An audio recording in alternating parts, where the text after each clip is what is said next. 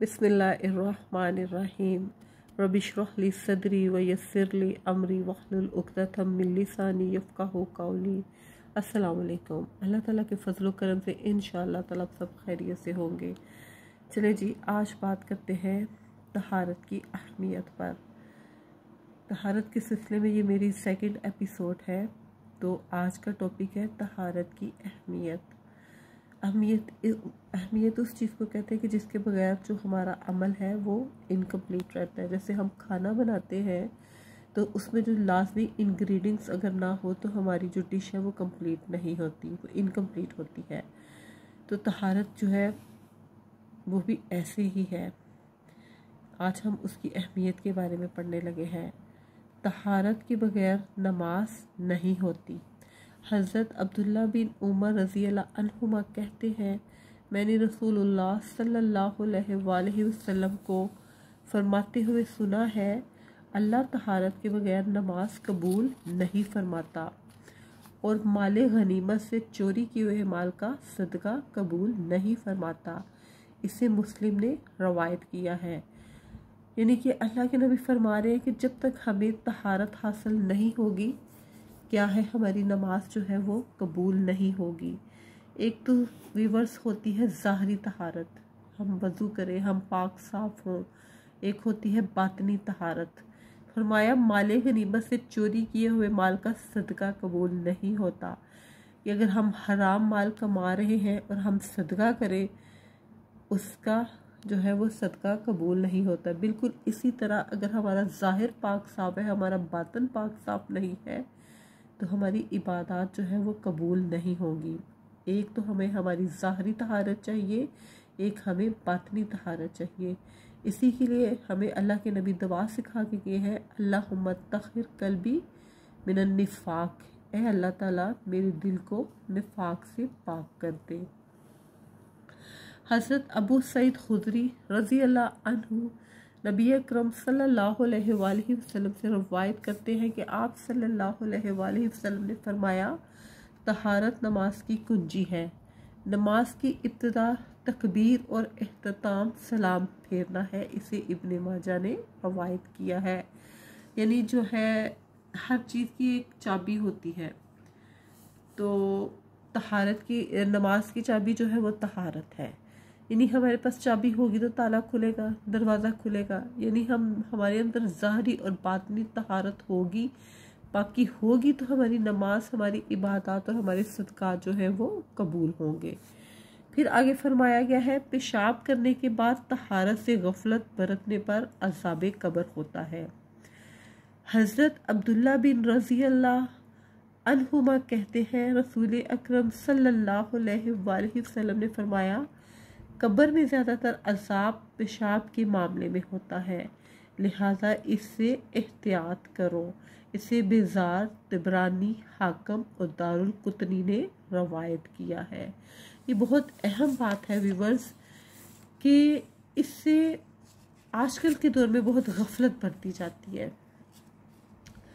अगर तो आप कमोड इस्तेमाल कर रहे हैं तो फिर ठीक है, छींटे आपके ऊपर नहीं पड़ेंगे। लेकिन अगर आप कमोड के अलावा फ्लश वगैरह यूज़ कर रहे हैं तो छींटे पड़ती ही पड़ती हैं। तो लाजमी अपने पाँव जो है, अपना पोंचा ऊपर करके अपने पाँव जो है वो ज़रूर धो लें। और ख़ास तौर पे जो मेल हजरात हैं, जो मर्द हजरात हैं, उन्हें भी इस चीज़ में बहुत एहतियात की ज़रूरत है कि जो खड़े होकर अपना यूरन पास करते हैं, जो खड़े होकर अपनी हाजत से फारग होते हैं, उन्हें इस चीज़ का ख्याल करना चाहिए कि अल्लाह के नबी ने फरमाया है कि कब्र में ज़्यादातर अज़ाब पेशाब के मामले में एहतियात नहीं बरतने से है।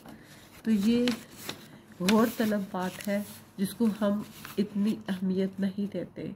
हमें अपने घर में बच्चों को भी और बड़ों को भी इस बारे में अवेयरनेस देनी है, इस बारे में आगाह करना है।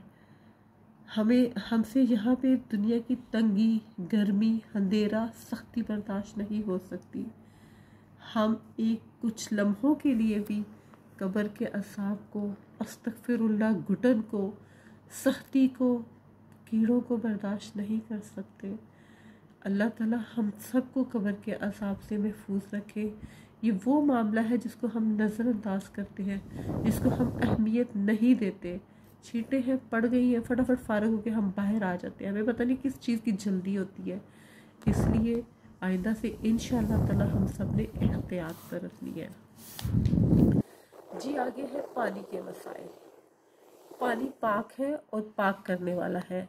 हज़रत अबू हुरैरा रज़ियल्लाहु अन्हुमा कहते हैं, एक आदमी रसूलुल्लाह सल्लल्लाहु अलैहि वसल्लम के पास हाज़िर हुआ और पूछा, ए अल्लाह के रसूल, हम समुंदर का सफ़र करते हैं तो थोड़ा सा पानी साथ ले जाते हैं, अगर इससे वज़ू कर लें तो प्यासे रह जाएं, क्या हम समुंदर के पानी से वज़ू कर लें? आपने फरमाया, समुंदर का पानी पाक है और इसमें मरा हुआ जानवर मछली हलाल है। इसे अहमद, अबू दाऊद, नसाई, तिरमिज़ी और इब्ने माजा ने रवायत किया है। यानी जो बहता पानी है वो पाक है और पाक करने वाला है। आप उससे वज़ू भी कर सकते हैं और अपनी ज़रूरियात जो है उसको भी पूरा कर सकते हैं। फिर इसी तरह फरमाया, बिल्ली का जूठा पानी नापाक नहीं होता। अक्सर घरों में बिल्ली पाली होती है, अगर बिल्ली ने वो पानी पी लिया है, आपकी बिल्ली पाक साफ़ है, वो गंदगी वाली जगह पे नहीं जाती, वो नालियों में मुंह नहीं मारती, तो जो वो पानी पिएगी आप उस पानी को इस्तेमाल कर सकते हैं। ये नहीं कि आप उस पानी को आप भी पी लें, आप उससे अपने पाँव धो सकते हैं, कुछ इस तरह के अमल के लिए उस पानी को इस्तेमाल कर सकते हैं। मियाँ बीवी दोनों बेयक वक्त एक ही बर्तन के पानी से वज़ू कर सकते हैं। हज़रत आयशा रज़ियल्लाहु अन्हा फरमाते कि मैं और रसूलुल्लाह सल्लल्लाहु अलैहि वसल्लम एक ही बर्तन से वज़ू करते, हालांकि इस पानी से बिल्ली पी चुकी होती। इसे इब्ने माजा ने रवायत किया है। हज़रत अबू कतादा रज़ियल्लाहु अन्हु से रवायत है, रसूलुल्लाह सल्लल्लाहु अलैहि वसल्लम ने बिल्ली के बारे में फरमाया, ये नापाक नहीं बल्कि तुम्हारे पास घरों में आती जाती रहती है। इसे अबू दाऊद, नसाई, तिरमिज़ी और इब्ने माजा ने रवायत किया है। क्योंकि उस दौर के तर्ज़ ज़िंदगी थोड़ी और तरह की थी, हमारी तर्ज़ ज़िंदगी थोड़ी और तरह की है। अब तो जगह जगह गंदगी के ढेर होते हैं, जगह जगह नाले होते हैं जिनमें बिल्लियाँ मुंह मारती होती हैं। तो वो बिल्ली जो हमने घरों में पाली होती है, हमें पता है कि ये पाक साफ़ है, ये गंदगी में मुंह नहीं मारती, और अगर वो ऐसा कर ले उस पानी में जो आपने रखा है नहाने के लिए या वज़ू के लिए, उसमें वो अगर मुंह मार ले तो आप उस पानी से वज़ू कर सकते हैं, आप उस पानी से पाकी हासिल कर सकते हैं, वो पानी नापाक नहीं होता। लेकिन जो गलियों में आवारा बिल्लियाँ फिरती हैं जिनके बारे में आप कंफर्म नहीं है, तो उसके बारे में आपको एहतियात करनी है। उनके जो पानी है, अगर उन्होंने उस पानी में मुंह मार लिया है आवारा बिल्ली ने, तो वो पानी जो है वो नापाक है। इस्तेमाल शुदा पानी में नजासत ना पड़ी हो तो पाक ही रहता है। हज़रत जाबर बिन अब्दुल्ला रज़ियल्लाहु अन्हुमा कहते हैं, मैं बीमारी की वजह से बेहोश था। रसूलुल्लाह सल्लल्लाहु अलैहि वसल्लम मेरी बीमार पुरसी के लिए तशरीफ़ लाए। आपने वज़ू किया और वज़ू से बचा हुआ पानी मुझ पर डाल दिया तो मुझे होश आ गया। इसे बुखारी ने रवायत किया है। यानी कि आपने पानी जो है वो स्टोर करके रखा हुआ है। कभी बाज़ इलाकों में पानी नहीं मिलता तो लोग स्टोर कर लेते हैं। अगर उस पानी में नजासत नहीं पड़ी तो वो पानी पाक है। नजासत इसी तरह के आपने गुस्ल किया है, छींटे नहीं पड़ी, इसी तरह वाशरूम में गए हैं, रफ़ाए हाजत किया, छींटे नहीं पड़ी, आपको कंफर्म है कि वो पानी पाक है, तो आप उस पानी को इस्तेमाल कर सकते हैं पाकी हासिल करने के लिए। पानी में नजासत शामिल हो जाए तो पानी जो है वो नापाक हो जाता है। हज़रत जाबर रज़ियल्लाहु अन्हुमा से रवायत है कि रसूलुल्लाह सल्लल्लाहु अलैहि वसल्लम ने खड़े पानी में पेशाब करने से मना फरमाया है। इसे मुस्लिम ने रवायत किया है। वही बात व्यूवर्स की जैसे मैंने आपसे बयान किया है कि अगर आपने पानी स्टोर करके रखा हुआ है वाशरूम में या किसी ऐसी जगह पे जहाँ के आजकल तो पानी की वैसे शदीद किल्लत होना शुरू हो गई, तो लोग क्या करते हैं, लोग टब में पानी रख लेते हैं, बर्तनों में पानी रख लेते हैं। आपने उस पानी को ढक के रखा हुआ है, आप श्योर हैं कि उस पानी में कोई निजासत नहीं, कोई गंदी छींट नहीं पड़ी, तो आप उस पानी को तहारत हासिल करने के लिए इस्तेमाल कर सकते हैं। आज के लिए इतना ही काफ़ी है। अल्लाह ताला मुझे और आपको इस पे अमल करने की तौफीक अता फरमाए और इसे आगे पहुंचाने की तौफीक अता फरमाए। तो ये ईद उल ज़ुहा के जो ज़िलहज्जा के दिन चल रहे हैं, ये बहुत अहम दिन है नाज़रीन। व्यूवर्स, हमें कोशिश करनी है कि हम ज़्यादा से ज़्यादा इन दिनों में सदका जारिया के काम कर सकें, ज़्यादा से ज़्यादा इस्तग़फ़ार कर सकें, ज़्यादा से ज़्यादा तकबीरात पढ़ सकें। यानी कि हम वो काम कर दें जो हमारे लिए सदका जारिया बने, जो अल्लाह की रज़ा के काम हो, हमें वो काम करने हैं।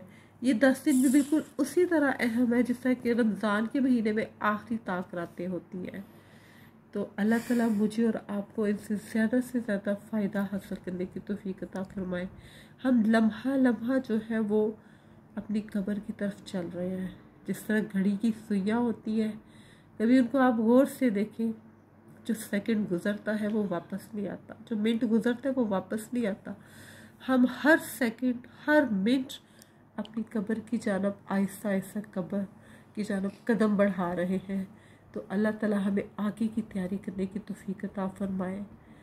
अल्लाह ताला मुझे और आपको अमल की तौफीक अता फरमाए। अल्लाह ताला हमारी नस्लों में अमल रख दे और हर अमल की नीयत को खालिसन अपने लिए कर ले। ज़्यादा से ज़्यादा इस्तग़फ़ार करें और मुझे भी अपनी दुआओं में याद रखिएगा। अस्सलामु अलैकुम व रहमतुल्लाहि व बरकातुहू।